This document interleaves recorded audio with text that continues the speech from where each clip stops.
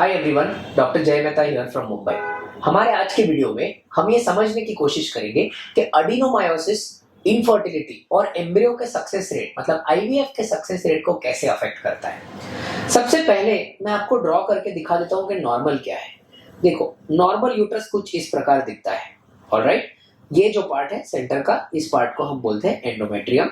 Okay, जब ये normal uterus का मतलब क्या, एंटीरियर वॉल का थिकनेस और पीछे के वॉल का थिकनेस ऑलमोस्ट एक दूसरे के साथ में सेम है।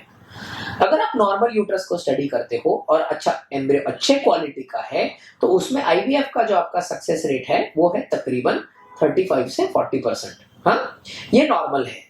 प्लीज वो चांद तारे के एक्सपेक्टेशन मत रखना कि आईवीएफ का सक्सेस रेट 90% है, वो मार्केटिंग गिमिक है।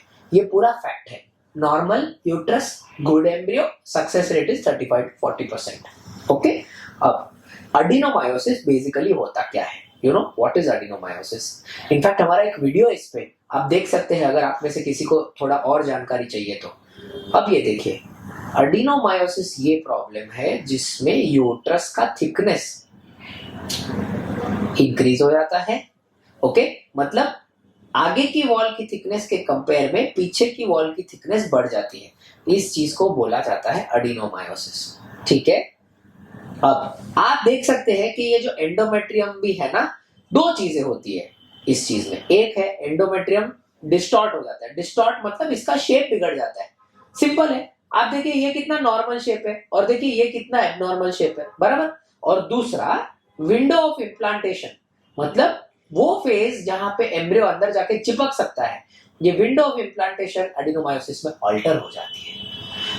ये डिसीज का प्रॉब्लम है। एडिनोमायोसिस इनफैक्ट वो बीमारी है जिसमें एंडोमेट्रियोसिस के साथ में एंडोमेट्रियम का टिश्यू यूट्रस के पीछे के वॉल में ग्रो होने का स्टार्ट हो जाता है। इसके वजह से उसकी साइज बढ़ जाती है और पेशेंट को बहुत पीरियड में दर्द होता है, पेनफुल मेंसेस। ऐसे सिचुएशन में हम as doctors and IVF specialist normally adenomyosis का इफेक्ट कम करने के लिए we give a protocol of medication. Okay, ये हर क्लिनिक का अलग अलग रहता है। हमारे में हम नॉर्मली 3 मंथ्स का मेडिसिन देते हैं, कंटिन्यूअस मेडिसिन देते हैं, जिससे अप्रोक्सीमेटली 15% साइज कम होता है एडिनोमायोसिस का। पर इतनी मेहनत करने के बाद में भी, एम्ब्रियो क्वालिटी अच्छी होने के बावजूद एडिनोमायोसिस के पेशेंट्स का ऑन एन एवरेज आईवीएफ का जो सक्सेस रेट रहता है that is going to be less than 20%। हाँ, मैं जानता हूँ इस चीज से लोगों को बहुत बुरा लगेगा। इनफैक्ट यही चीज की वजह से बहुत सारे लोग वो बोलते हैं ना, मम्मी को पूछ के आता हूँ, घर पे डिस्कस करता हूँ। वो घर पे डिस्कस मम्मी फिम्मी कुछ नहीं, उनको वो सक्सेस रेट गले नहीं उतरता। वो उनका हर्ट हो जाता है, यू नो, सब कुछ कि मैं इतना पैसा डालूंगा तो मेरे को सिर्फ 20% का सक्सेस रेट क्यों बोला डॉक्टर ने? गंदा डॉक्टर है। मैं कोई ऐसे डॉक्टर के पास जाता हूँ जो मुझे 80% बोले, है ना।